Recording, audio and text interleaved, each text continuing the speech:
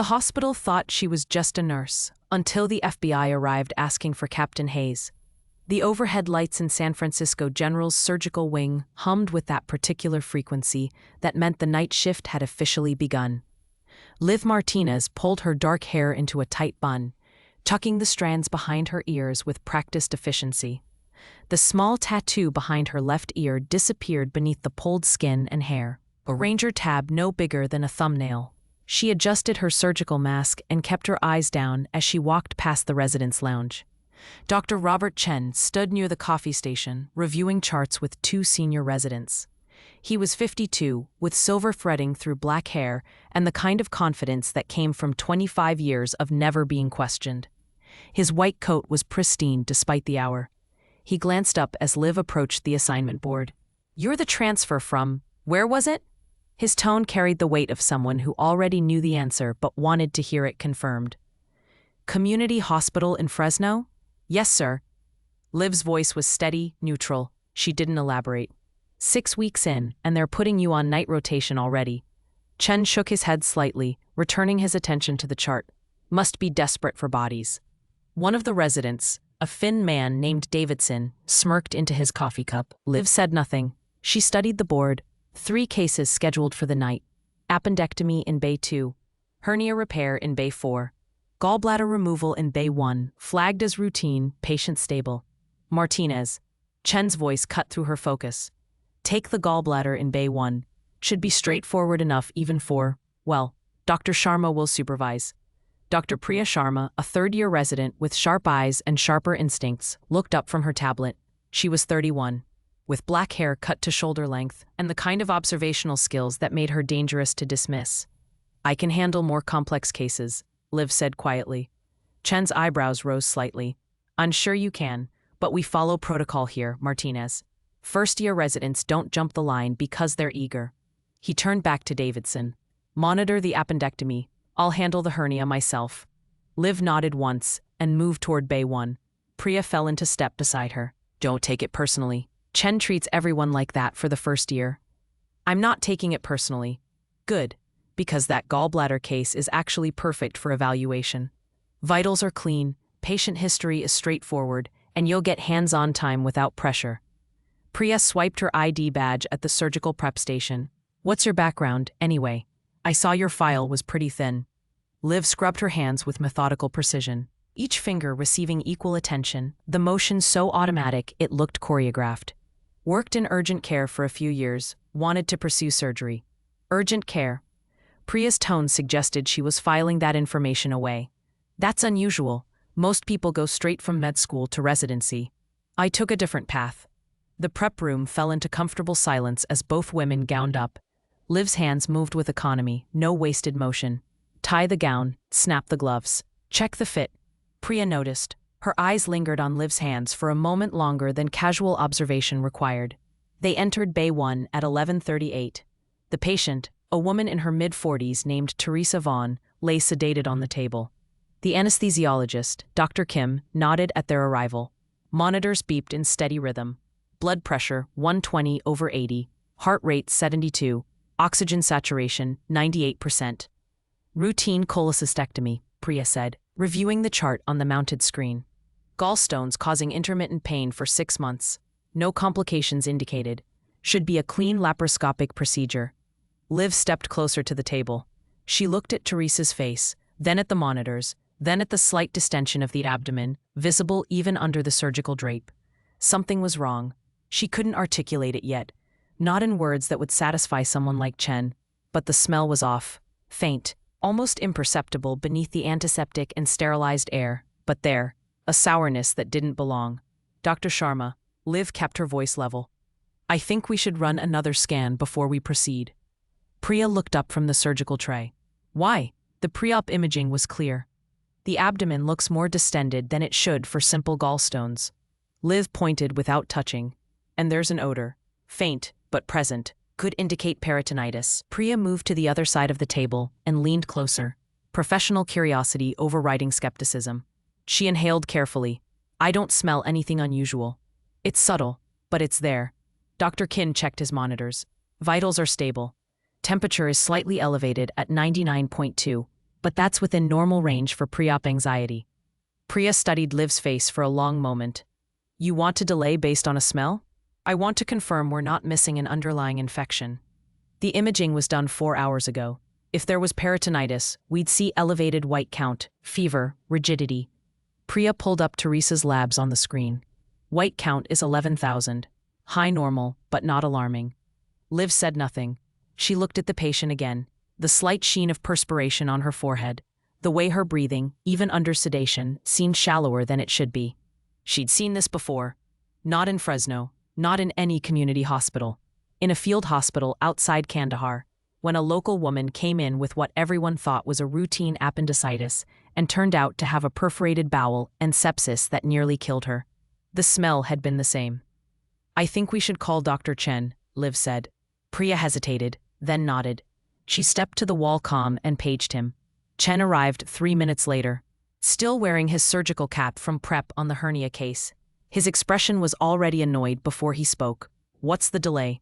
Dr. Martinez believes there may be underlying peritonitis, Priya said carefully. Chen looked at Liv. Based on what? Imaging is clear. Labs are acceptable. Patient history shows no indicators. The presentation doesn't match a simple cholecystectomy case, Liv said. I recommend delaying until we can run a CT with contrast. You recommend. Chen's voice went flat.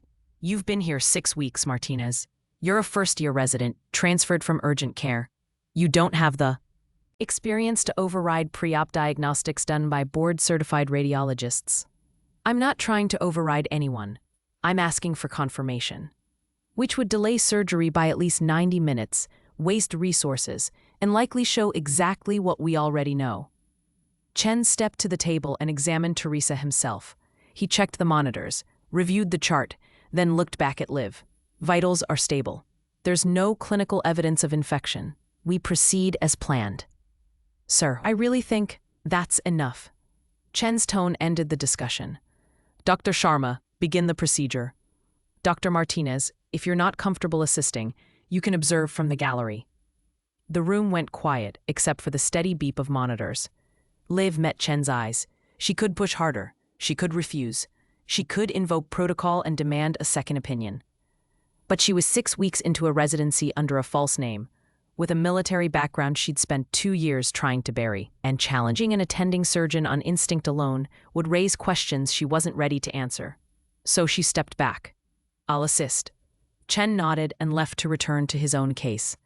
Priya picked up the scalpel. Ready? Liv pulled her mask higher and moved into position across the table.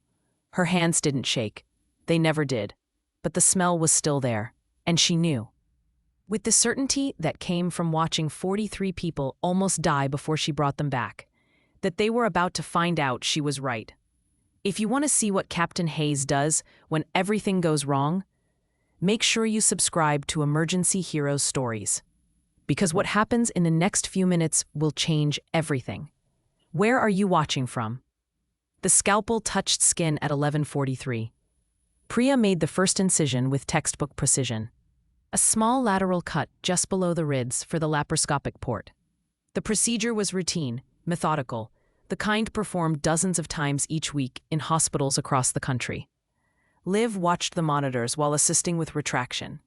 Blood pressure holding steady, heart rate unchanged. Oxygen saturation perfect. But Teresa's skin felt wrong under her gloved hands. Too warm. The tissue resistance slightly off. Priya inserted the camera cord, and the screen flickered to life with the interior view of Teresa's abdomen. For 3 seconds, everything looked normal. Then Priya adjusted the angle, and they both saw it. The gallbladder wasn't just inflamed. It was necrotic, the tissue blackened and leaking. And surrounding it, spreading across the peritoneum like spilled ink, was infection. Oh God, Priya breathed. Liv was already moving. We need to convert to open surgery, now. Priya's hands hesitated over the instruments. I need to call Dr. Chen. There's no time. Look at the spread. Liv pointed at the screen where purulent fluid was clearly visible pooling in the abdominal cavity. She's septic. Has been for hours. The infection is eating through the bowel wall. I can't authorize. Then I will. Liv reached for the larger scalpel. Call Chen if you want, but I'm opening her up. Priya stared at her for one frozen moment, then grabbed the wall calm with one hand while maintaining her position with the other. Dr. Chen to Bay 1, emergency. Liv extended the incision with smooth, controlled strokes, not the tentative cuts of a first-year resident learning technique. These were the movements of someone who'd performed this exact procedure under conditions far worse than a well-lit surgical bay. She'd done it in a tent, with mortars falling 200 yards away. She'd done it with her hands covered in someone else's blood, because there wasn't time to change gloves between patients. She'd done it 43 times when everyone else said the patient was already gone. The abdomen opened under her hands and the smell hit them both. Not faint anymore, unmistakable.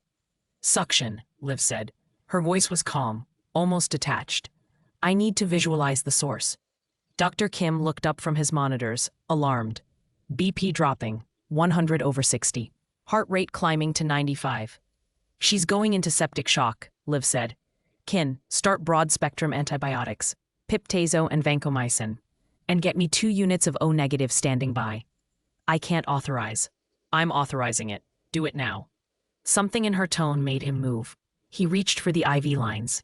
Priya was frozen, staring at the open abdomen where Liv's hands were already working, suctioning away infected fluid, identifying bleeding sources, isolating the gangrenous gallbladder with movements too fast and too precise to be anything other than deeply ingrained muscle memory. The door slammed open. Dr. Chen entered at a near run, still in partial surgical gear from the hernia case. What the hell is going on? He stopped mid-sentence when he saw the table. Gangrenous cholecystitis with perforation and peritonitis, Liv said without looking up. Her hands never stopped moving. Infection spread to the peritoneum and likely into the bowel wall. She was septic before we started. Another 20 minutes and we have lost her. Chen moved to the table and looked at the surgical field. His face went pale. How did imaging miss this? It didn't miss it. It wasn't there 4 hours ago, or it was early enough to hide. Liv clamped a bleeder with her left hand, while her right continued dissection. Gallbladder must have perforated within the last few hours. Progression was fast. You said, Chen caught himself. You suspected this. I smelled it. You smelled it. His tone was flat with disbelief. Yes. Liv removed the necrotic gallbladder in one smooth motion and dropped it in the specimen tray. The tissue was black and partially liquefied. She moved immediately to examining the surrounding structures. Bowel looks intact, she reported. Small perforation in the hepatic flexure, but contained. I can repair it. Chen watched her hands move. The way she held the instruments, the angle of approach, the specific pattern of her sutures as she began repairing the small bowel perforation. Those weren't normal sutures. They were interrupted mattress sutures, military style, designed for speed and security in field conditions, the kind taught to combat medics who needed to close wounds fast and move to the next casualty. Where did you learn that technique? Chen asked quietly. Medical school. Liv didn't look up. Her hands continued their work, each stitch perfect, each knot identical to the last. Priya was watching too. Her eyes moved from Liv's hands to her face to the monitor and back. She'd assisted. In over 200 surgeries during her residency, she'd never seen anyone move like this.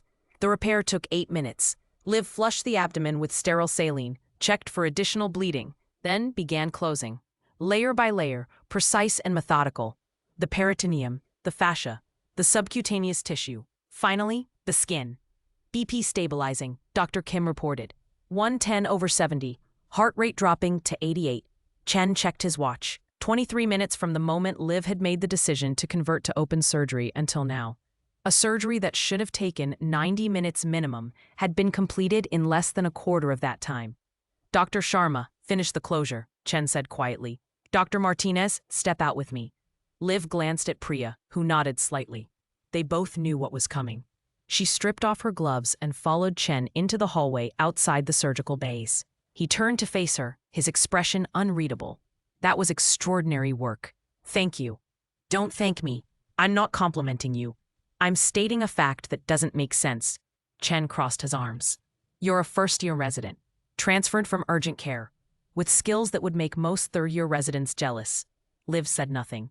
Those sutures aren't standard surgical technique. They're field medicine, military field medicine.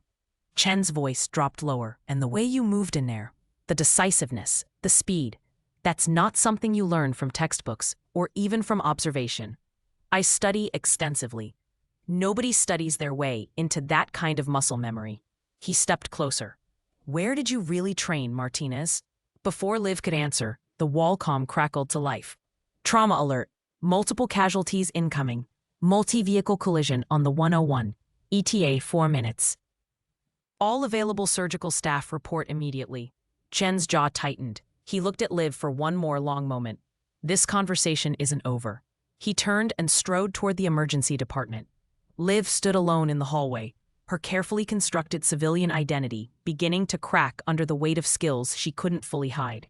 Inside Bay 1, Teresa Vaughn's monitors beeped steadily. Her blood pressure was rising. Her fever was breaking. She would live. In the residence lounge, Davidson and 2 other residents were pulling on trauma gowns. Did you hear Martinez converted a lap chole to open and completed it in 23 minutes? Bullshit. Sharma confirmed it. Said she moved like some kind of machine. Lucky guess on the peritonitis. That wasn't luck. That was something else. None of them saw Priya standing in the doorway, her phone in her hand, a Google search still visible on the screen. Military medical techniques, combat sutures, field hospital protocols, and one more search, barely begun, Angel of Kandahar. The emergency department looked like controlled chaos when Liv arrived. Nurses ran between beds. Monitors beeped out of sync. Voices called for equipment, blood, imaging. The smell of antiseptic couldn't quite cover the metallic tang of trauma. Dr. Chen stood at the triage board with the ER attending, a tall woman named Dr. Pierce. 4 names were already written in dry erase marker. Red tags, critical. What do we have? Chen asked. Pierce consulted her tablet. 5-car pileup on the 101 northbound. 2 DOA at scene. 4 critical coming to us. First ambulance is 90 seconds out. The automatic doors burst open. Paramedics wheeled in the first patient at a run. Male 29, Lieutenant Marcus Webb, off-duty Marine, the lead paramedic called out. T-boned by a pickup at highway speed. Massive blunt force trauma to the chest and abdomen. BP 70/40 and dropping. Heart rate 130. Respiratory distress. Possible pneumothorax. They transferred Webb to the trauma bed in Bay 3. He was conscious, but barely. His face gray with shock. Blood soaked through the bandages wrapped around his torso. Chen moved to the bedside immediately. Get me a chest x-ray and fast ultrasound. Someone page cardiothoracic. Liv stood at the edge of the trauma bay, watching, waiting to be assigned. The second ambulance arrived, then the third. Within 6 minutes, all 4 critical patients were in the department, each surrounded by medical staff trying to stabilize the unstable. Chen was with Webb, evaluating the chest trauma. Davidson had a middle-aged woman with a shattered pelvis. Priya was managing a teenager with a severe head injury. The 4th patient, an elderly man with internal bleeding, was being prepped for immediate surgery by Dr. Pierce herself, which left no one for the 5th patient. The automatic doors opened again and a paramedic crew rushed in with unexpected urgency. We've got one more, the paramedic shouted. Wasn't initially flagged as critical, but he's deteriorating fast. Male, 42, driver of the sedan. Chest pain, difficulty breathing, initially stable, but now crashing. They rolled him into Bay 5, the only empty space left. Liv didn't wait for assignment. She moved to the bedside. The patient was conscious, gasping for air, his lips tinged blue. Cyanosis. Not enough oxygen reaching his blood. She placed her hands on his chest, feeling the rise and fall. The movement was asymmetric, left side barely moving. I need a stethoscope, she said. A nurse handed her one without question. Liv listened to the lung sounds. Right side clear, left side silent. No air movement at all. Tension pneumothorax. Air trapped in the chest cavity, collapsing the lung and shifting the heart. Fatal within minutes if not treated. She looked up at the monitor. Blood pressure dropping.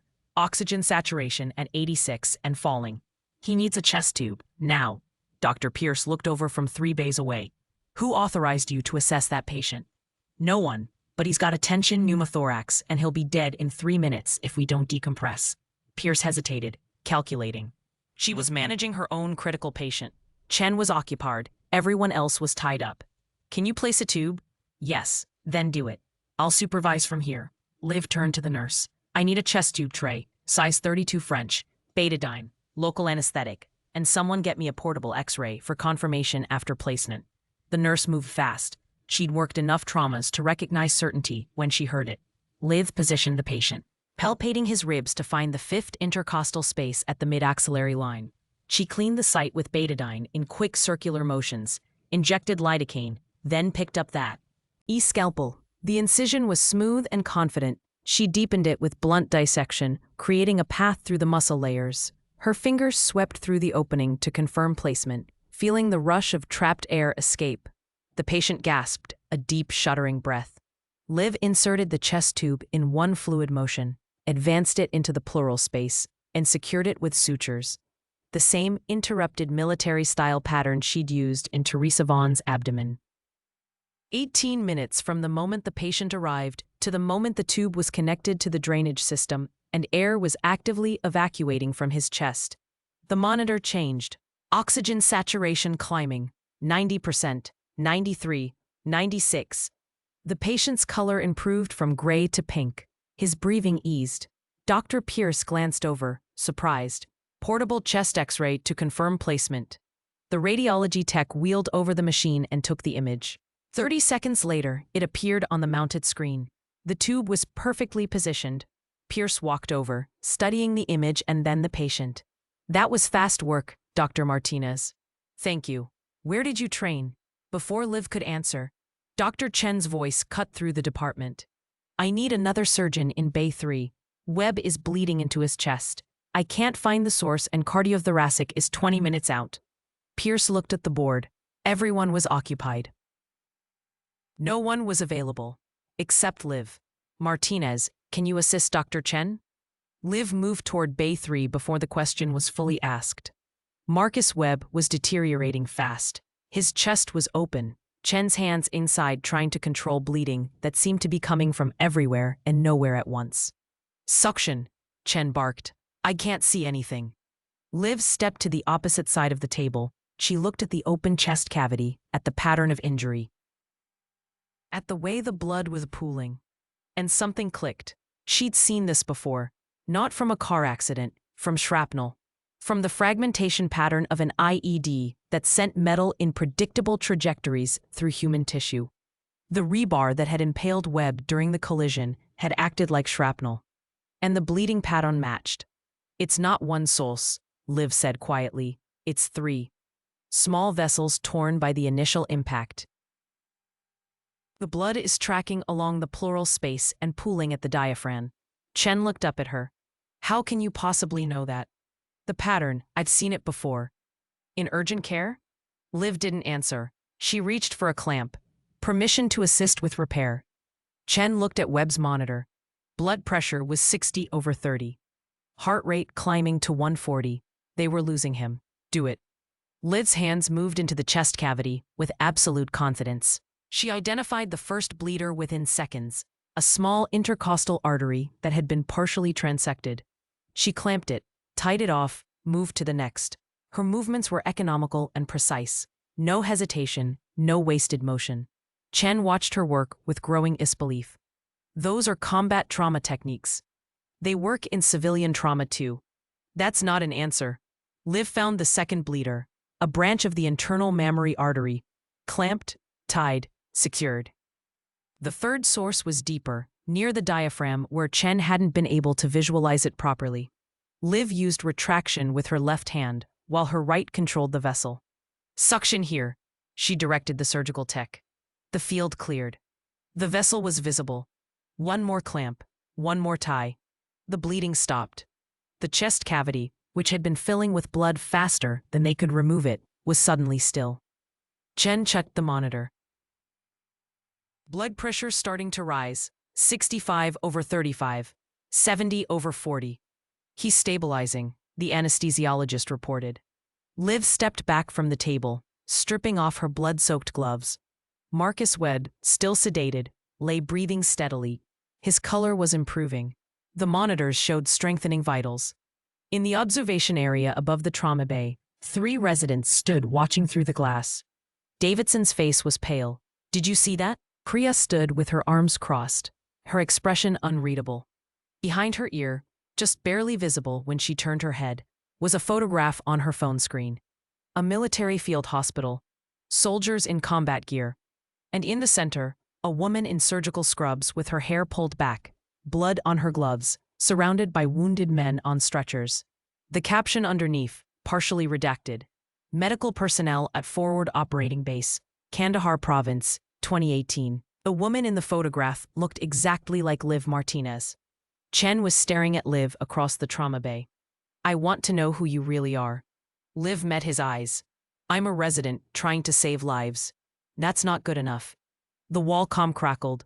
"Dr. Chen, cardiothoracic is arriving for Lieutenant Webb." Chen didn't move. "My office, after this shift ends." Liv nodded once. She walked out of the trauma bay, past the other residents, past Priya, who watched her with knowing eyes. In Bay 5, her pneumothorax patient was sitting up, breathing easily, talking to his wife, who'd just arrived. In Bay 3, Marcus Webb's vital signs continued to strengthen. Both men would live. And Liv's secret was unraveling faster than any surgery she'd ever performed. The shift ended at 7 in the morning, but Liv didn't leave. She sat in the residence lounge with a cup of coffee she hadn't touched, watching the steam rise and dissipate in the fluorescent light.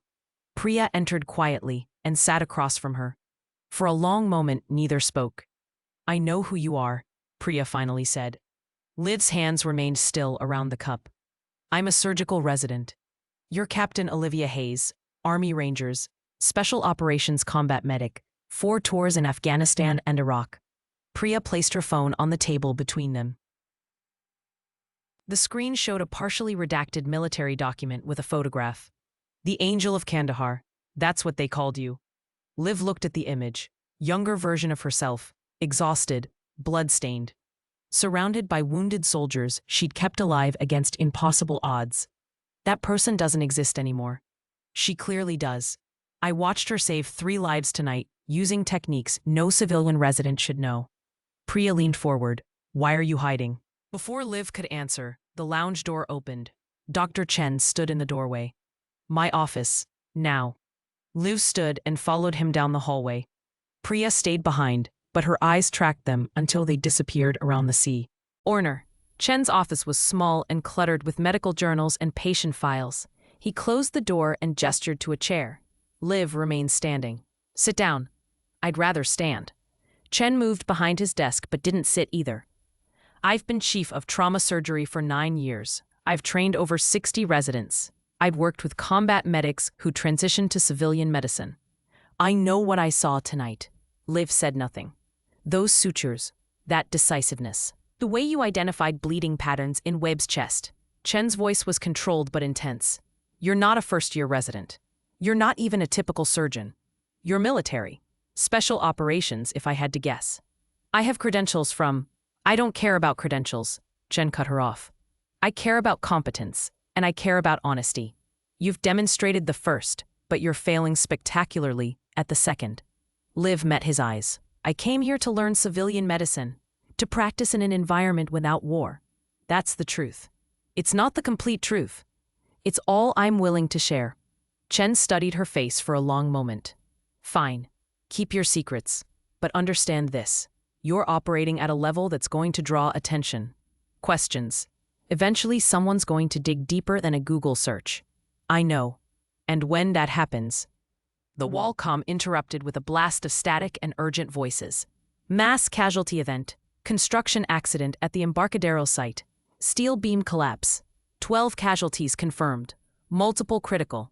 ETA, 6 minutes. All available trauma staff report immediately." Chen's jaw tightened. "We're not done with this conversation." "Understood." They both ran. The emergency department was already mobilizing when they arrived. Nurses prepared trauma bays. Techs wheeled in extra equipment. Dr. Pierce stood at the triage board, dividing incoming patients by severity. "First 3 ambulances are 2 minutes out," she called. "Chen, you take Bay 1. Davidson, Bay 2. Sharma, Bay 3. Martinez, Bay 4, Chen said. "She can handle it." Pierce nodded without questioning his judgment. The automatic doors exploded open, and the first stretcher crashed through. Male, 34, construction foreman, crushed pelvis and lower extremities. BP 80/50, heart rate 120, massive blood loss at scene. The second ambulance arrived before the first patient was even transferred. Then the third. Then the fourth. Within 8 minutes, the department was drowning in casualties. Liv's patient in Bay 4 was a young laborer with a penetrating chest wound from rebar. The metal had been cut away by fire rescue, but 6 inches remained embedded in his torso. She assessed quickly. Entry point below the right clavicle. Exit trajectory likely through the lung and possibly into the great vessels. He was awake, but in shock. "What's your name?" Liv asked while examining him. "Carlos. Am I going to die?" "Not today." She looked at the nurse. "Get me a trauma panel. Type and cross for 6 units and page vascular surgery." "Already paged. They're 30 minutes out." 30 minutes. Carlos didn't have 30 minutes. The rebar had shifted during transport. Fresh blood was seeping around the entry wound. His blood pressure was dropping. 80/45. 75/40. Liv made a decision. "We're going to surgery now. Bay 4 is too exposed. Get me OR2. Dr. Martinez, you're not authorized. Then find someone who is. But this patient is bleeding into his chest, and I'm not going to watch him die waiting for authorization." The nurse looked at Dr. Pierce, who was managing 2 patients simultaneously in adjacent bays. Pierce glanced over, saw Carlos's monitor, and made the calculation instantly. "Take him up. I'll notify the OR. Chen, can you supervise?"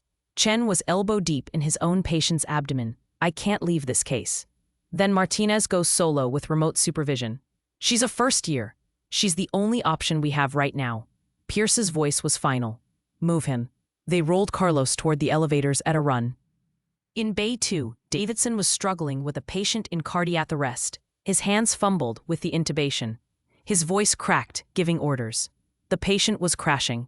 In Bay 3, Priya worked with focused intensity on a woman with a severe head injury, but her eyes tracked Liv's movement toward the elevator. And in Bay 1, Dr. Chen worked on a man whose chest had been crushed by a falling I-beam. The injury pattern was catastrophic. Multiple rib fractures, flail chest, lung contusions, possible cardiac injury. The man on Chen's table was Lieutenant Marcus Webb. The same Marine Liv had saved 4 hours earlier was back in surgery. His previous injuries compounded by being on site during the construction collapse as part of a training exercise with local emergency responders. Chen didn't know it yet. The patient's face was swollen and covered with blood. The ID had been lost in the chaos of the scene. But in Bay 1's observation area, a military paramedic who'd transported Webb stood watching through the glass. He was older, 45, with the bearing of someone who'd seen combat. His name was Staff Sergeant Raymond Price. He'd served in Afghanistan, and he was staring at Liv Martinez as she disappeared into the elevator with Carlos. "That's her," he said quietly, to no one in particular. The nurse nearby looked over. "Who?" "That resident. Martinez." Price pulled out his phone and opened a saved image. A group photo from a field hospital in Kandahar, soldiers and medical personnel. And in the center, a woman in blood-stained scrubs. "That's Captain Hayes. I'd recognize her anywhere. She saved my life in Fallujah. And about 40 other guys I know." The nurse looked at the photo, then toward where Liv had been standing. "You're sure?" "Dead sure." In the elevator, Liv stood next to Carlos's stretcher as they rose toward the surgical floor. His blood pressure continued to drop. 70/35. His breathing was labored. "Stay with me, Carlos." "Trying," he whispered. The elevator doors opened. The OR team was waiting, prepped and ready. They rolled him into OR2 and transferred him to the surgical table. Liv scrubbed in with practice speed, gowned, gloved, positioned at the table. She looked at the rebar protruding from Carlos's chest, at the monitor showing his weakening vitals, at the clock on the wall showing 1:17 in the afternoon, on what should have been the end of her shift 13 hours ago. And she felt the familiar calm settle over her, the same calm she'd felt in a tent hospital with mortars falling, the same calm when everyone else panicked and she simply worked. Her hands reached for the scalpel. Let's go to work. In the emergency department 3 floors below, Marcus Webb's heart rate began to climb. His blood pressure dropped. The monitor alarm screamed. Chen looked at the vitals and his face went pale. "He's coding. Start compressions." Staff Sergeant Price stepped closer to the glass, his phone still showing the image of Captain Hayes. And in a quiet office 2 blocks from the hospital, FBI Special Agent Diana Frost received an alert on her computer. Facial recognition had flagged someone. A surgical resident named Liz Martinez matched the biometric profile of a person of interest. Former Army Captain Olivia Hayes. Special Operations. Classified service record. Medical discharge 2 years prior under circumstances that remained partially redacted. Frost picked up her phone and made a call. "This is Special Agent Frost. I need authorization to visit San Francisco General Hospital. We may have located Captain Hayes." The rebar had to come out, but not yet. Remove it too soon, and Carlos would bleed out on the table, before Liv could identify which vessels were damaged. Remove it too late, and the continued pressure would cause irreversible tissue damage. Timing was everything. She made the initial incision, extending the wound around the entry point to visualize the trajectory. The metal had entered below the clavicle and traveled downward at a 30-degree angle. "Retractor," she said calmly. The surgical tech placed it in her hand. Liv opened the field carefully, following the path of the rebar with her eyes before her instruments. The OR phone rang. The circulating nurse answered, listened, then looked at Liv. "Dr. Chen wants to know your status. Tell him I'm assessing trajectory before removal, possible subclavian involvement." The nurse relayed the message. A pause, then, "He says proceed with caution and he'll be up in 15 minutes. 15 minutes. Chen was still managing Webb downstairs. Liv continued her assessment. The rebar had missed the subclavian artery by less than a centimeter. Miraculous. But it had torn the subclavian vein and possibly nicked the apex of the lung. "I'm going to remove the foreign body," she announced to the room. "Vascular clamps ready. Suction ready. He's going to bleed fast when this comes out." She gripped the rebar with both hands and pulled with steady, controlled force. The metal slid free. Blood filled the surgical field immediately. Suction. Her left hand found the torn vein before she could see it. Pressure with her fingers. The bleeding slowed but didn't stop. Clamp. She placed it perfectly, isolating the damaged section. The bleeding stopped. Now she could see clearly. The vein was repairable. The lung had a small laceration, but nothing catastrophic. Her hands moved with the same rhythm they'd learned in Kandahar. Stitch, tie, cut, stitch, tie, cut. Each movement precise and automatic. The repair took 11 minutes. She irrigated the field, checked for additional bleeding, found none. Carlos's blood pressure began to rise. 80/50, 90/60.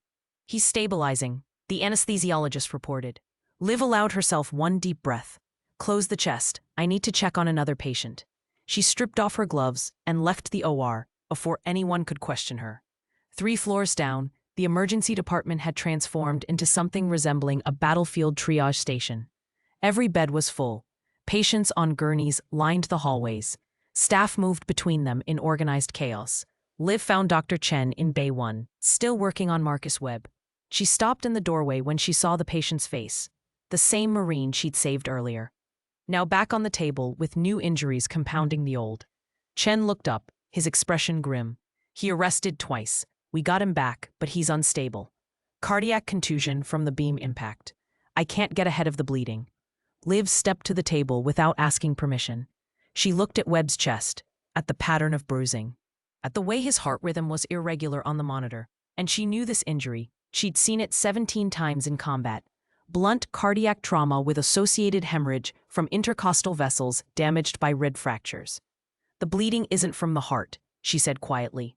"It's tracking from the posterior intercostal arteries. The rib fractures severed them. The blood is pooling in the pleural space and compressing the heart." Chen stared at her. "How can you possibly?" "Because I've seen this exact injury pattern before. Multiple times." Liv moved closer. "You need to decompress the pleural space and ligate the intercostal bleeders. If you keep focusing on the heart, you're going to miss the actual source. I've been doing this for 25 years.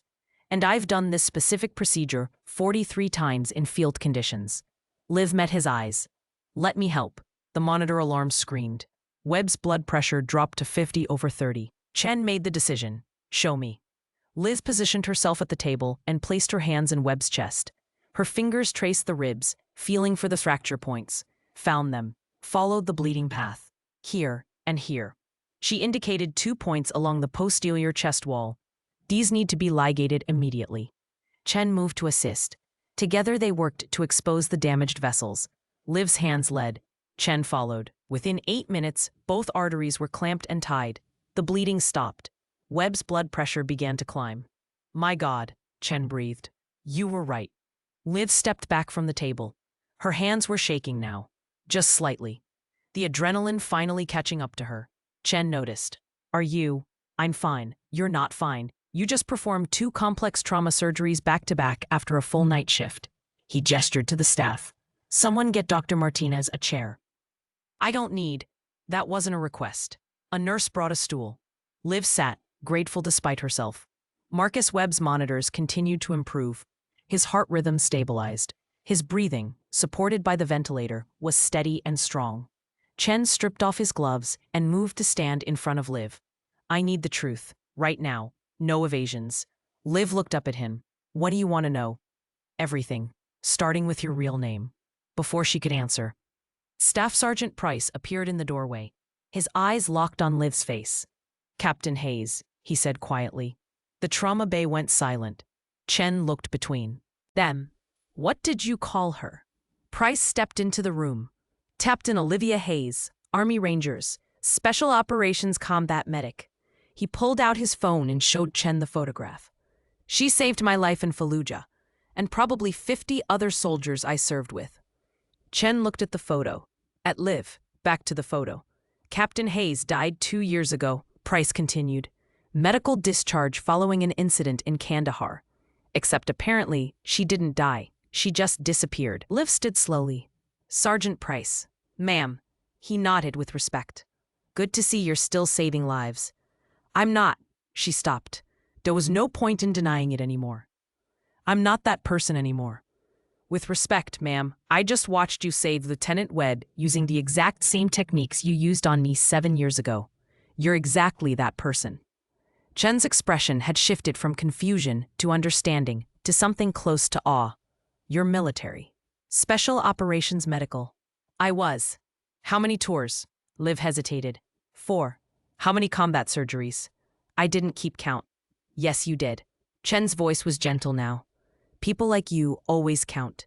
Liv looked at Marcus Webb's unconscious form on the table, at the monitors showing his strengthening vitals, at her own hands, still slightly trembling. 812, she said quietly. Give or take. The number hung in the air.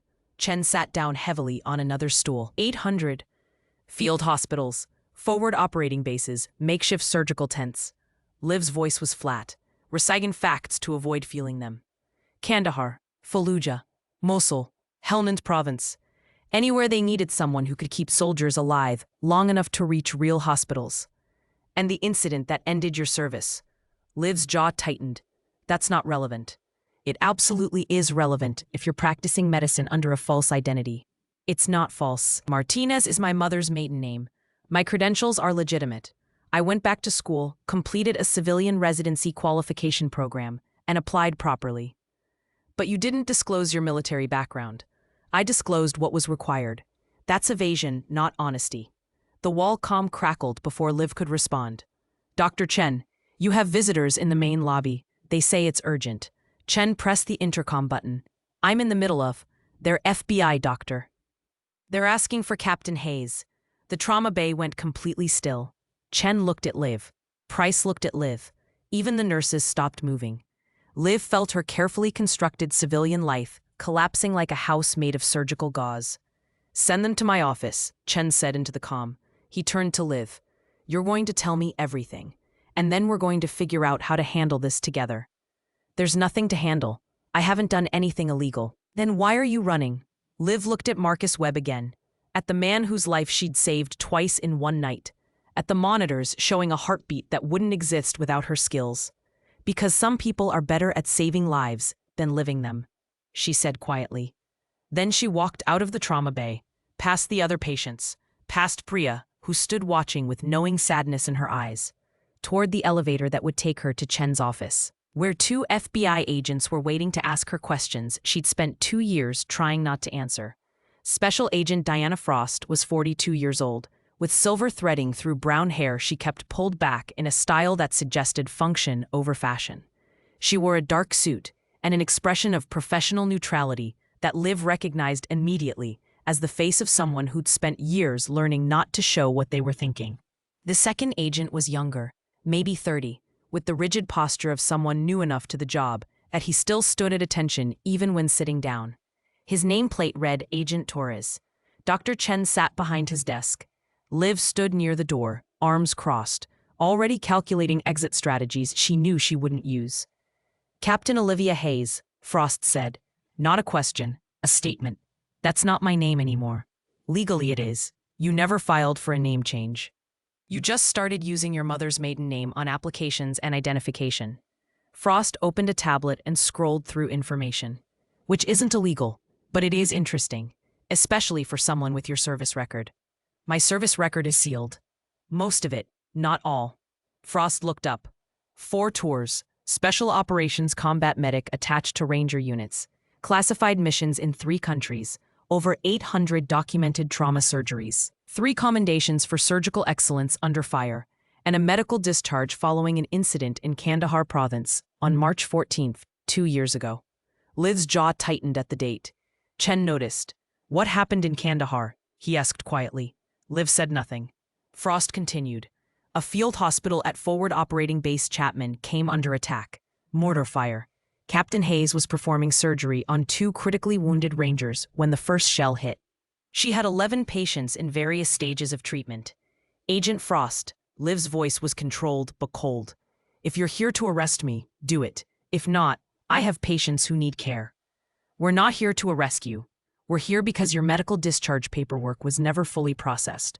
Technically, you're still on reserve status, which means when your name was flagged in our system, protocol requires follow-up." "Flagged how?" Torres spoke for the first time. "Facial recognition software. Routine security sweep of public facilities, including hospitals. Your face matched military biometric database. That's a violation of..." "It's standard security procedure," Frost interrupted. "And before you lawyer up, understand that you're not in trouble. The discharge paperwork issue is administrative.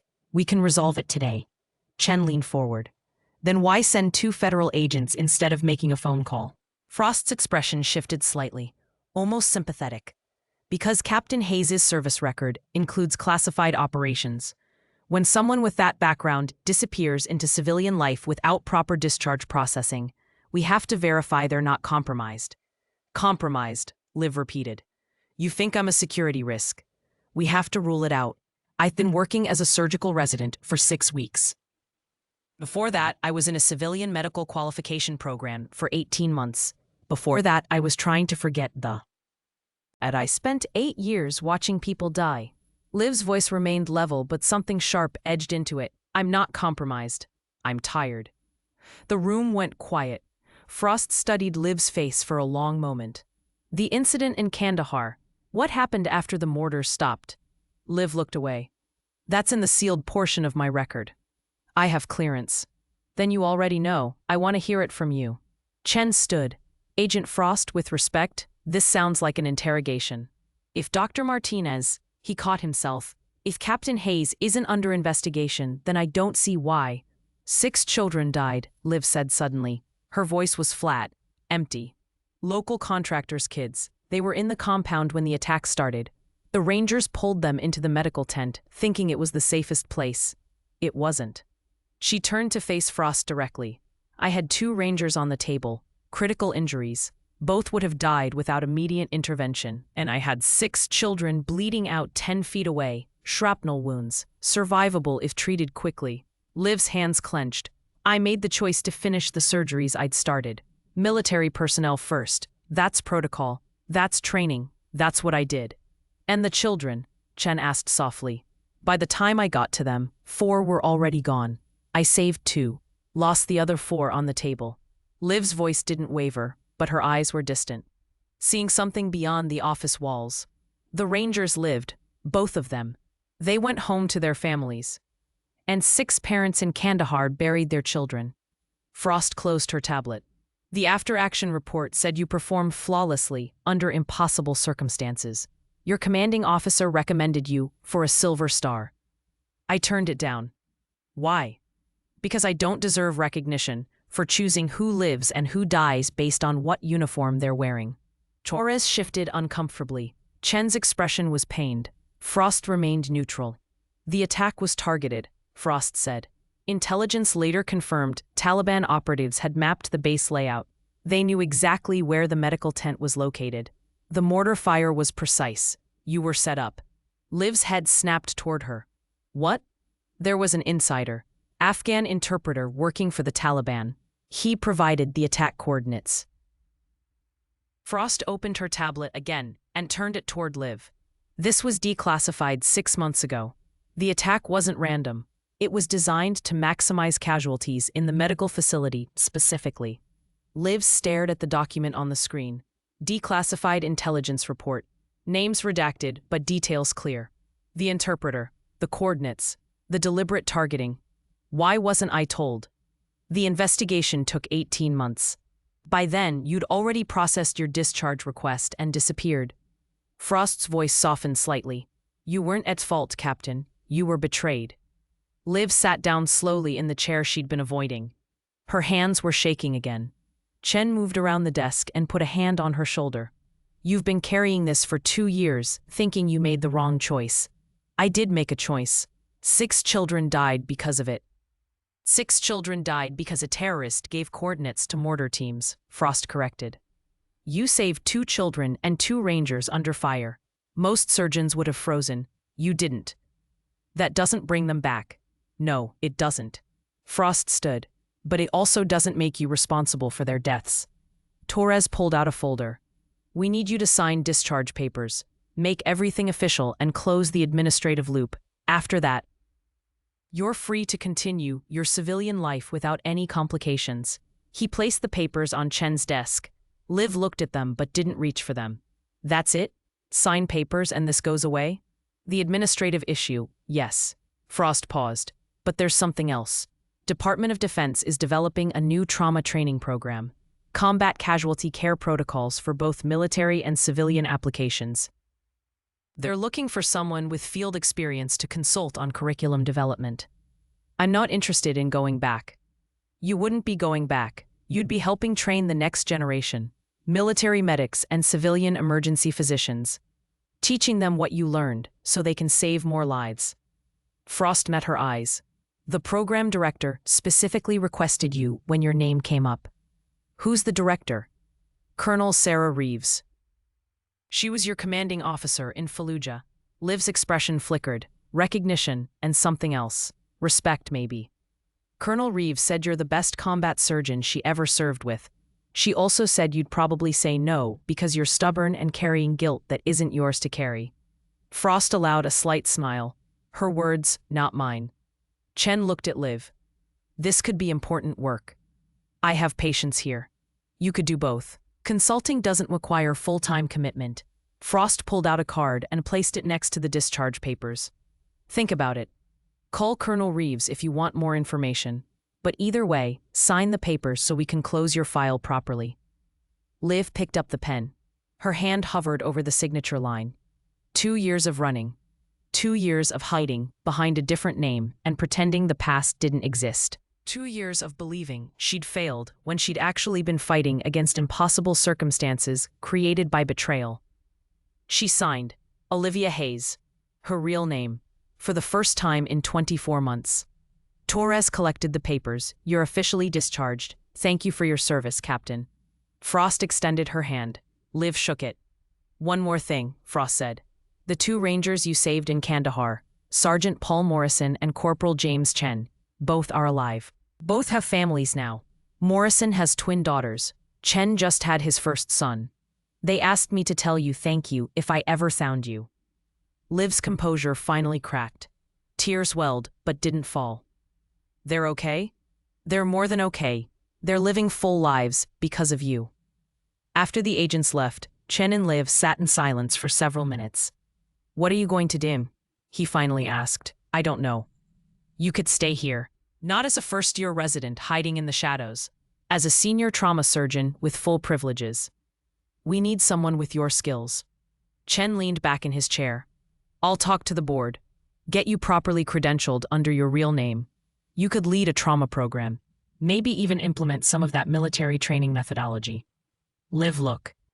Ed at her hands, steady now. Surgeon's hands, soldier's hands. I spent 2 years trying to forget who I was.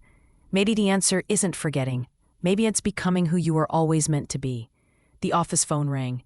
Chen answered. Listened. His face lit up. Lieutenant Webb is awake. He's asking for the doctor who saved him. Liv stood. I should check on Carlos too. Before you go, Chen stopped her at the door. I owe you an apology. I judged you based on appearances and credentials instead of competence. That was wrong. You were following protocol. Protocol doesn't save lives. People like you do. He extended his hand. It's an honor to work with you, Captain Hayes. Liv shook his hand. It's just Liv. And the honor is mine, Dr. Chen. She left the office and walked through the emergency department. It was quieter now. The mass casualty event had resolved. Patients were stabilized or in surgery. The chaos had settled into routine efficiency. Priya was at the nurse's station. She looked up as Liv approached. FBI gone? Yeah. You okay? Getting there. Liv paused. Thank you for not saying anything earlier, when you figured it out. Your past is your story to tell, not mine. Priya smiled slightly. But for what it's worth, I think you should stop hiding it. The world needs more surgeons who don't give up when everyone else does. Liv nodded and continued toward the ICU where Marcus Webb was waiting. Marcus Webb was sitting up when Liv entered his ICU room. His chest was wrapped in bandages, tubes still connected to monitors, but his eyes were clear and alert.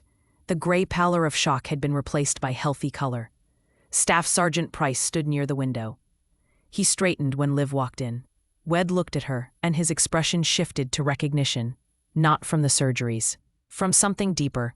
You're Captain Hayes, he said. His voice was rough from intubation, but steady.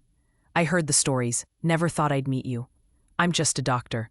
No, ma'am, you're the Angel of Kandahar. Every Marine who served in that region knows your name. Webb gestured at his chest. Price told me what happened. That I coded twice and you brought me back both times, using field protocols.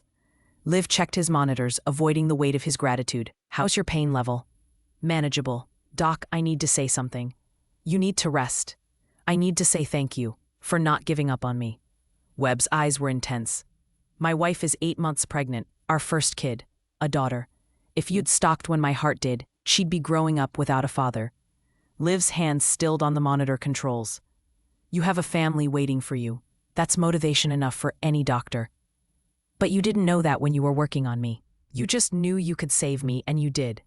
Webb reached for the small table beside his bed and pulled out his phone. He showed Liv a photo of a woman with dark hair and a radiant smile, her hand resting on a swollen belly. Her name is Sophie. We're naming the baby Grace. That's beautiful. I'm going to tell Grace about you someday, about the doctor who made sure her dad came home.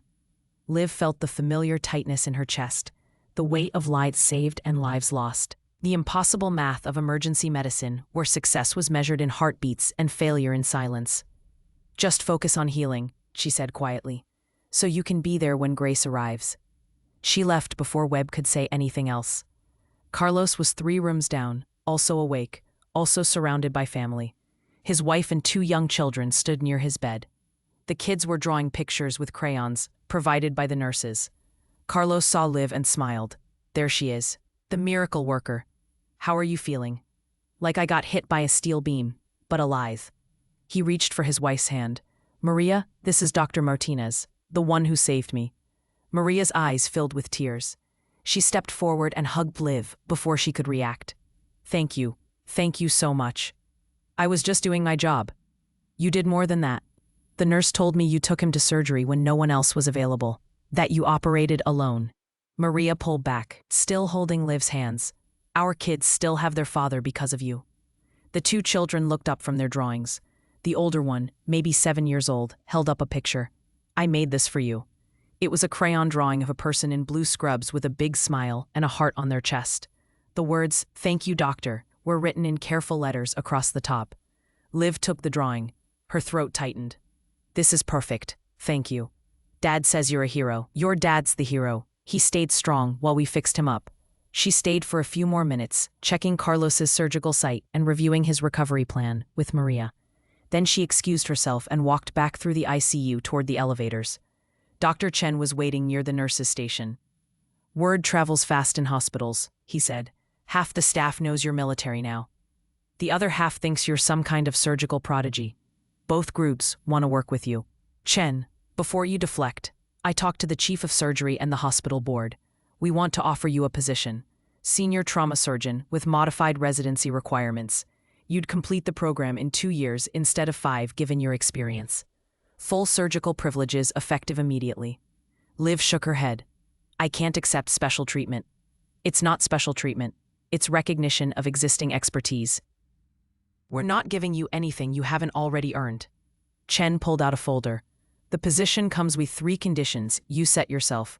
First, you establish a trauma training program incorporating combat casualty care protocols.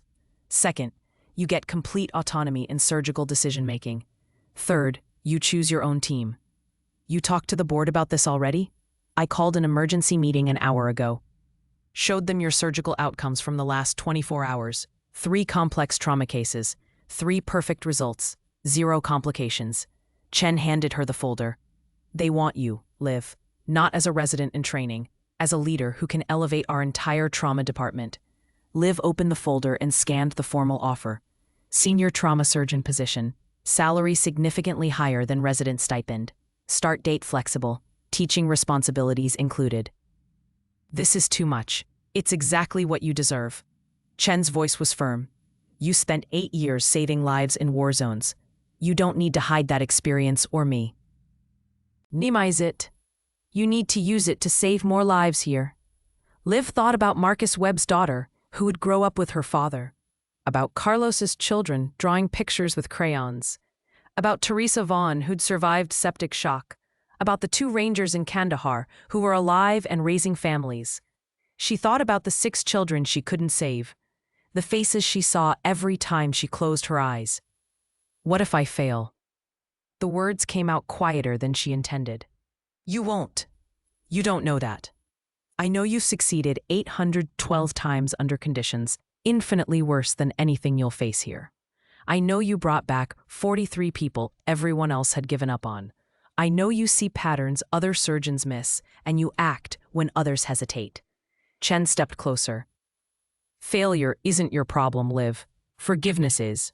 What? You haven't forgiven yourself for Kandahar. For making an impossible choice in an impossible situation. So you've been punishing yourself by hiding, by pretending to be less than what you are. His voice gentled. But those 6 children wouldn't want you to stop saving lives. They'd want you to save more. In their memory. Liv's eyes burned. She blinked hard. How do you know what they'd want? I don't. But I know what I'd want if I were them. I'd want my death to mean something, to motivate someone to save others.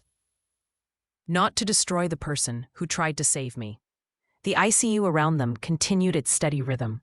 Monitors beeping. Nurses making rounds. Life persisting against entropy and injury and chaos. Liv looked at the folder again, at her real name printed on the contract. Captain Olivia Hayes, MD. Not hiding anymore.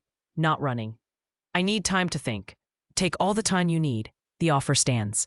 Chen turned to leave, then paused. One more thing. Colonel Reeves called the hospital. She wants to talk to you about the DoD training program. I gave her your number. I hope that's okay. You're very presumptuous. I'm very determined to keep you here. Chen smiled slightly. Welcome back, Captain. 3 weeks later, Liv stood in the simulation lab at San Francisco General. 20 residents and attending physicians filled the seats. Notebooks open, attention focused. Behind her, a screen displayed combat casualty scenarios. Beside her, mannequins were arranged to simulate mass casualty triage situations. She wore scrubs with her real name embroidered on the pocket. Dr. Olivia Hayes, Senior Trauma Surgeon. Combat medicine and civilian trauma care aren't as different as you might think, she began. Both require rapid assessment, decisive action, and the ability to prioritize under pressure.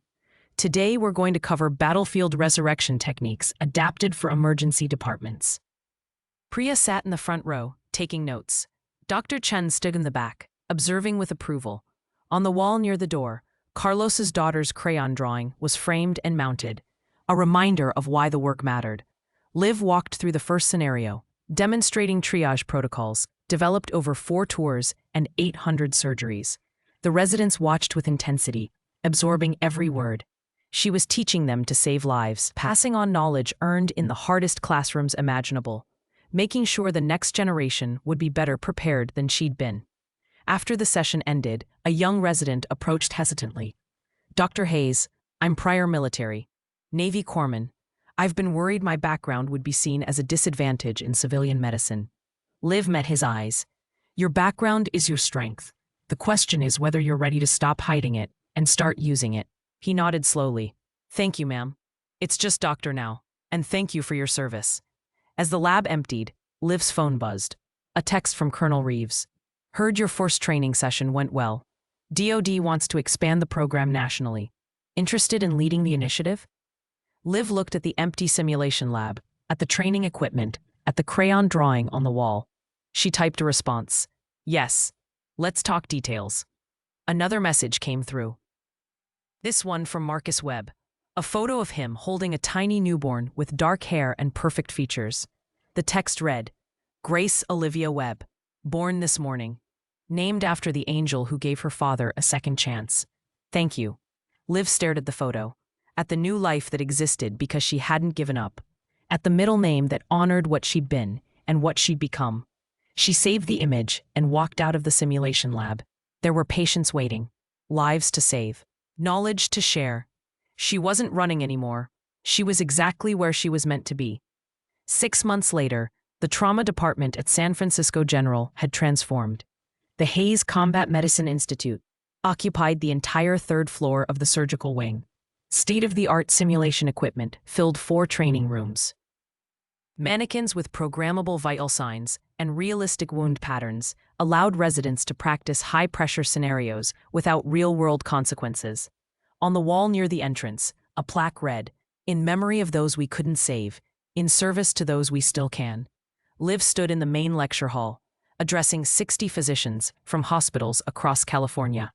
The quarterly training symposium had grown beyond anyone's expectations. Emergency medicine directors, trauma surgeons, military medics transitioning to civilian practice, all of them here to learn protocols developed in the crucible of combat and adapted for everyday emergencies. Survival rates for penetrating chest trauma have improved 31% since we implemented these protocols 6 months ago, Liv explained, clicking through data slides. Not because the medicine changed, because the speed and decisiveness of intervention changed. She walked through a case study. Multi-vehicle collision patient with tension pneumothorax. Time from diagnosis to chest tube placement reduced from an average of 18 minutes to 7. Every minute matters. Every hesitation costs lives. Combat medicine taught me that the difference between a survivor and a statistic is often just someone willing to act when everyone else is still thinking. After the lecture, residents and attendings lined up to ask questions. Liv answered each one with patience, remembering when she was the one asking questions, learning how to keep people alive against impossible odds.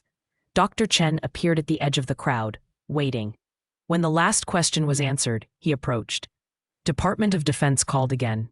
"I want to expand the program to 15 more cities. Federal funding approved. Colonel Reeves is flying in next week to discuss implementation." Liv nodded. "That's good. More trauma centers need this training. There's something else. FEMA contacted us. They want to incorporate your mass casualty protocols into their disaster response training. National level." Chen handed her a folder. "They're offering a consulting position. You'd help design curriculum for first responders across the country. How would that work with my responsibilities here?" "You'd keep your position as senior trauma surgeon. The consulting would be part-time, mostly remote with occasional travel." Chen smiled. "You've become exactly what I hoped when I first saw you work. A leader who elevates everyone around her. I had good teachers. You had experience no teacher could provide. You just needed to stop hiding it." Priya joined them, tablet in hand. "Dr. Hayes, your 4 o'clock is here. The Transition Support Group." "Thanks, I'll head there now." The Transition Support Group met every Thursday in a conference room overlooking the city. 10 military veterans, all medical personnel, all struggling to find their place in civilian medicine. Liv had started the group 3 months ago when she realized she wasn't the only one carrying the weight of service and wondering if those skills had any value outside combat zones. She entered the room and took her usual seat in the circle. Faces she'd come to know well looked back at her. Former combat medics, Navy corpsmen, Air Force PJs, all of them trying to translate battlefield experience into hospital credentials. "Who wants to start?" Liv asked. A young woman named Sarah raised her hand. 26 years old, former Army medic, 2 tours in Iraq. "I had an interview at County General yesterday. The attending asked about my medical training and I told him about my combat experience. He said field medicine doesn't count as real clinical practice." Anger moved through the group. Liv felt it too, but kept her voice calm. "What did you tell him?" "Nothing. I just thanked him for his time and left." Sarah's hands clenched. "But I wanted to tell him I've performed more trauma interventions under fire than he's probably done in his entire career. I wanted to tell him real means keeping someone alive when mortars are falling and you're out of morphine and the nearest hospital is 30 miles away." "You should tell him that," Liv said quietly. "What?" "Call him back. Request a second conversation. Tell him exactly what you just told us." Liv leaned forward. "Your experience isn't something to apologize for or minimize. It's expertise that civilian medicine desperately needs. But you have to own it. You have to make them see its value. What if he still says no? Then you go to the next hospital and the next one until you find someone who recognizes what you bring. Because there are people who will value your skills. I promise you that." Another member spoke up. James, former Navy corpsman, 32 years old. "How did you do it, Dr. Hayes? How did you go from hiding your background to leading a training institute?" Liv considered the question. "I stopped believing the lie that I had to be less than what I was to fit into civilian medicine. I stopped running from the parts of my past that made me who I am." She looked around the circle. "You all have skills that can save lives, knowledge earned in the hardest possible conditions. The question isn't whether you're qualified. The question is whether you're brave enough to claim that qualification." The meeting continued for another hour. Stories shared, advice given, support offered. When it ended, Sarah approached Liv privately. "Will you write me a recommendation letter for County General?" "Absolutely. And I'll call the chief of surgery directly. She's a friend." Sarah's eyes filled with tears. "Thank you for everything, for showing us we don't have to hide." After Sarah left, Liv returned to her office. It was small but functional, with a window overlooking the city and a desk covered in research papers and training proposals. On the wall, 3 photographs hung in simple frames. The first showed a field hospital in Kandahar. Liv in blood-stained scrubs, exhausted but focused, surrounded by wounded soldiers. A reminder of where she'd come from.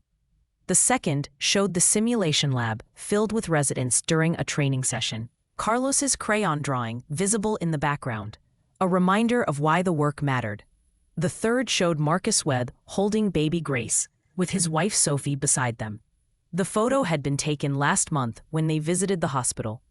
Grace was 6 months old now, healthy and alert, reaching for everything with tiny, curious hands. Marcus sent Liv a photo every month. Pictures of Grace growing, learning to smile, learning to grab. Soon she'd be learning to crawl, to walk, to talk. Living a full life because her father had survived impossible injuries. 43 people. That's how many Liv had brought back when everyone else had given up. And each of those 43 had families, friends, futures that wouldn't exist without those moments of stubborn refusal to accept death. The number used to haunt her. Now it grounded her. Her phone buzzed, a text from an unknown number. "Dr. Hayes, this is Sergeant Paul Morrison. Agent Frost gave me your contact. I'm one of the Rangers you saved in Kandahar. I wanted to thank you and tell you my daughters just turned 5, twins, Emma and Sarah. They're the light of my life. Thank you for giving me the chance to be their father." Liv stared at the message. Morrison. She remembered him. Critical abdominal injuries, bleeding that wouldn't stop. Everyone thought he was gone, but she'd kept working, kept trying, kept refusing to quit. He'd lived. And now he had twin daughters. She typed a response. "Thank you for letting me know. Give Emma and Sarah a hug from me. And thank you for your service." Another message came through immediately. "My wife wants to name our next baby after you if it's a girl. Would that be okay?" Liv smiled through sudden tears. That would be an honor. She set down her phone and looked out the window at the city stretching toward the bay. Millions of people living their lives. Some of them walking around healthy because someone refused to give up on them. Some of them not even knowing how close they'd come to not being here. Medicine was about those moments. The ones where death seemed inevitable until someone decided it wasn't. The ones where protocol said stop, but instinct said keep going. The ones where the difference between tragedy and miracle was just stubbornness and skill, and the absolute refusal to accept the unacceptable. A knock on her door interrupted her thoughts. Dr. Chen entered without waiting for permission. We have a situation. Young resident downstairs. First year. She's being dismissed by an attending for suggesting an alternative diagnosis on a stable patient. The attending is Dr. Harrison from cardiology. What's the diagnosis dispute? She thinks the patient has early signs of aortic dissection. Harrison says it's just anxiety. He's refusing additional imaging and told her to stop questioning his clinical judgment. Liv stood immediately. Take me to them. They found the attending and resident in the hallway outside the cardiac unit. Dr. Harrison was mid-50s, with the confident arrogance of someone who'd been practicing long enough to believe he was always right. The resident was young, maybe 27, with nervous energy and determined eyes. Her name tag read Dr. Andrea Chen. No relation to Robert Chen based on the different specialty. Dr. Harrison, Liv said calmly. I understand there's a diagnostic disagreement. Harrison turned, irritation clear on his face. Dr. Hayes, this doesn't concern trauma surgery. This is a cardiac case, and I'm the attending. What are the patient's symptoms? Chest pain, elevated blood pressure, anxiety. Classic panic attack presentation. I've prescribed anxiolytics and observation. Liv looked at Andrea. What makes you think it's aortic dissection? The pain pattern. He described it as tearing, radiating to his back. His blood pressure is different in each arm. 20-point discrepancy. And he has a history of hypertension. Andrea's voice was steady despite Harrison's glare. Those are red flags for dissection, even if imaging doesn't show it yet. Early dissection can be subtle on initial studies, Liv said. Easily missed if you're not specifically looking. I've been practicing cardiology for 30 years, Harrison said coldly. I think I know the difference between a dissection and anxiety. Then you'll have no problem ordering a CT angiogram to confirm your diagnosis. That's unnecessary radiation exposure and resource waste for a clear anxiety case. And if Dr. Chen is right and you're wrong, the patient dies when the dissection ruptures. Liv's voice remained calm but carried absolute authority. Order the scan or I will. You don't have the authority. I'm a senior trauma surgeon with full privileges, and I'm formally requesting imaging based on clinical suspicion. That gives me the authority. Liv turned to Andrea. What's the patient's name? Michael Torres, Bay 6. Liv walked past Harrison toward Bay 6. Chen and Andrea followed. Harrison hesitated, then came after them, anger radiating from every step. Michael Torres was in his late 40s, sitting up in bed, looking uncomfortable but stable. His monitor showed blood pressure elevated at 165/95. Mr. Torres, I'm Dr. Hayes. I'd like to examine you briefly. Sure. Everyone keeps saying it's just anxiety, but the pain feels wrong. Liv checked his blood pressure in both arms. Right arm, 165/95. Left arm, 142/88. 23-point discrepancy. She palpated his chest, felt the quality of his peripheral pulses, listened to his heart sounds. Everything Andrea had described was there. Subtle, easy to dismiss, but present. I'm ordering a CT angiogram, Liv said. It's a precaution, but I want to rule out a vascular issue. Thank God someone's listening, Michael said. I know my body and this isn't anxiety. The scan was done within 40 minutes. Liv stood in the imaging reading room with the radiologist when the results appeared on the screen. There it was, a small dissection in the descending aorta. Early stage, still contained, but absolutely present and absolutely life-threatening if untreated. The radiologist whistled quietly. Good catch. Another few hours, and this could have ruptured. Liv returned to Bay 6, where Harrison and Andrea waited with very different expressions. Harrison's arrogance had been replaced by pale realization. Aortic dissection, early stage, Liv announced. Mr. Torres needs immediate transfer to vascular surgery for repair. Harrison said nothing. Andrea's relief was visible. "Thank you, Dr. Hayes. You made the diagnosis. I just refused to let it be dismissed." Liv turned to Harrison. "Dr. Chen showed excellent clinical judgment. You should acknowledge that." Harrison cleared his throat. "Dr. Chen, you were correct. I apologize for not taking your assessment seriously." Andrea nodded. "Thank you." After Michael Torres was safely transferred to vascular surgery, Liv walked Andrea to the residence lounge. "You saved his life," Liv said. "Don't ever let anyone make you doubt your clinical instincts. Harrison is one of the most respected cardiologists in the city. I thought maybe I was wrong. Respected doesn't mean infallible. Experience doesn't mean omniscient." Liv stopped at the lounge entrance. "You saw something others missed. You spoke up even when dismissed. That's what good doctors do. How do you stay confident when everyone questions you?" Liv thought about the long road from Kandahar to here, about the years of hiding and the choice to finally stop running. "Because I've learned that being right matters more than being liked, and saving lives matters more than protecting egos." She smiled slightly. "Keep questioning, keep advocating. That's how you become the doctor your patients need." Liv returned to her office as evening settled over the city.